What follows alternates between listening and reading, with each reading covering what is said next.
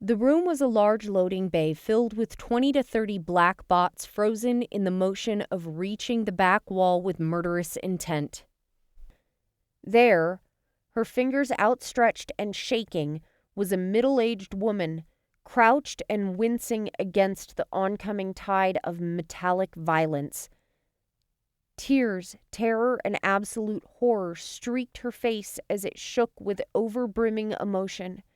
The Nails girl stood behind the frozen bots with her hands clamped to the side of her head in utter chaotic dismay.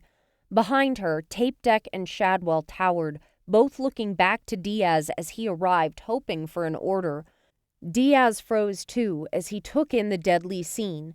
The bots were in various stages of attack or lunging close to the woman to initiate one. They twitched, servos overworking, and even a couple of sparks ignited and spat into the still air.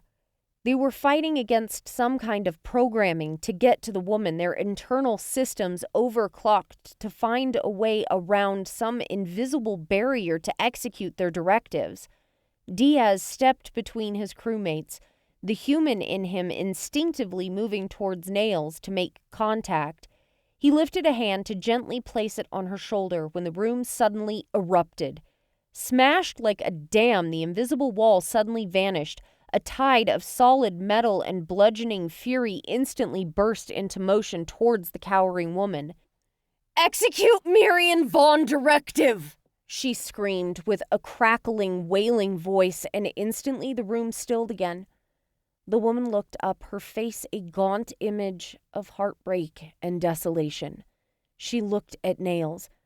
"I can't hold them," she said, just above a whisper.